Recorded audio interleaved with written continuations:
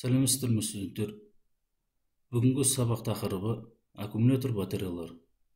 Сабақ мақсаты аккумулятор батареялары бойынша жалпы мағлұмат беру, аккумулятор батареялары түрлерін ажырату және аккумулятор батареяларына техникалық қызмет көрсету. Күтілетін нәтиже: аккумулятор батареялары жайлы біледі, аккумулятор батареяларының түрлерін меңгереді, аккумулятор батареяларына техникалық қызмет көрсете алады. Аккумулятор батареялары. Автомобиль аккумуляторы. Бұл автомобиль және мототранспортта қолданылатын электр аккумулятор. Қосымша электр энергияның көздері ретінде қозғалтқыштың жұмыс істемей тұрған уақытында борттық жүйелерінде және қозғалтқышты оталдыруға арналған. Ал ол электротранспорттарда қосымша емес басты электр көздері болып табылады. Бұндай аккумуляторлар таратқыш деп айтылады. Аккумулятордың құрылысы және жұмысы. Стандартты автомобильдік аккумулятор барлық жиынтығын қосқанда 12 вольт беретін 2 вольттық 6 элементтен тұрады. Әрбір элемент жұқа торлы элементтен тұрады. Олар күшті заттармен қапталған және қышқылды электролитке малынып тұрады.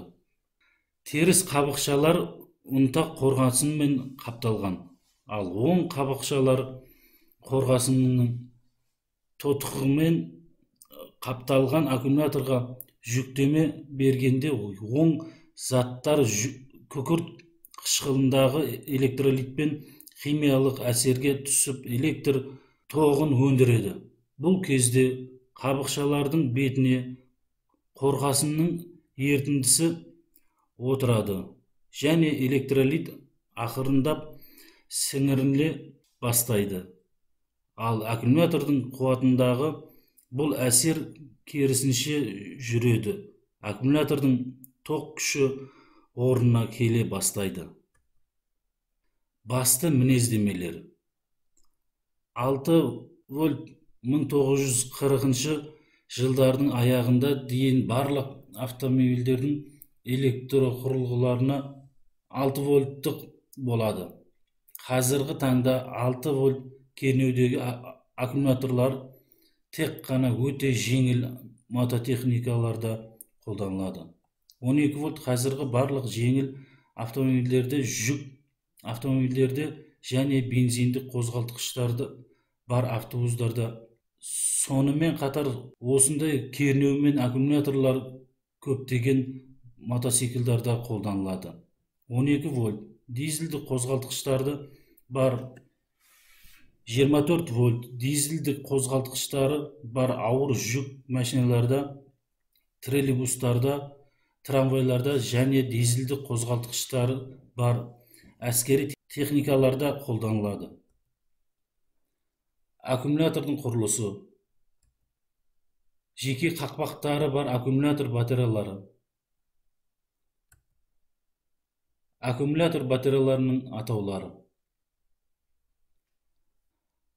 6S-55 ампер батареялардағы атауларының сипатталуы.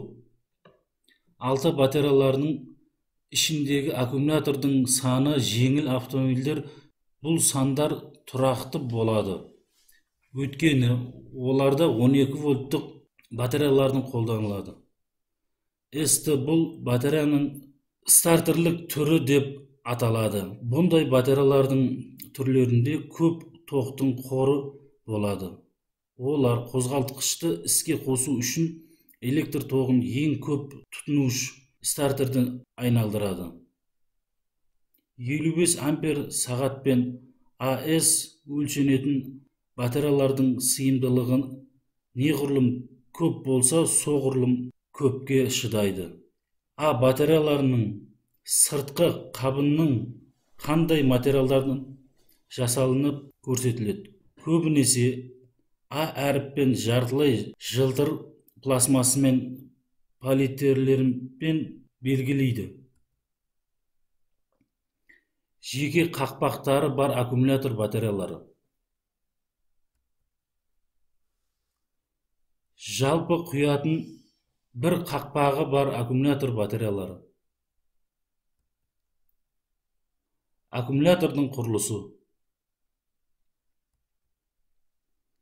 Электролиттің тығыздығын және ажырату тізбектегі кернеуді өлшеу. Аккумулятор батареяларының тозбауын қадағалау үшін автомобильдің электрқұрылғыларын және батареялардың жай күйін қадағалайтын бірнеше талаптарды орындау қажет. Ажыратылған тізбектегі кернеуді өлшеу қозғалтқыштың сұйық күйінде 6-8 сағаттан кейін жүргізіледі.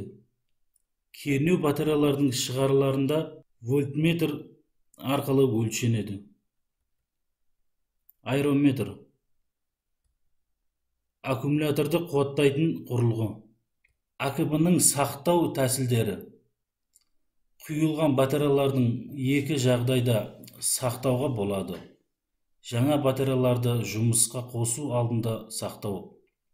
Жұмыстан уақытша үзіліс кезінде сақтау. Екі жағдайда да сақтаудың алдында аккумуляторлардың ішіндегі электролиттің тығыздығын өлшеу арқылы батареялардың қуатының қандай жағдайда екенін анықтау қажет. Егер электролиттің тығыздығы 1,26 сантиметрге кем болса, пайдалану нұсқасы бойынша батареялардың қуаттау қажет. Бірінші тапсырма. Сөздік тапсырмасы. Кестедегі сөздердің аудармасын тауып кестені толтыру. Жетістік баспалдағы. Назарларыңызға рахмет.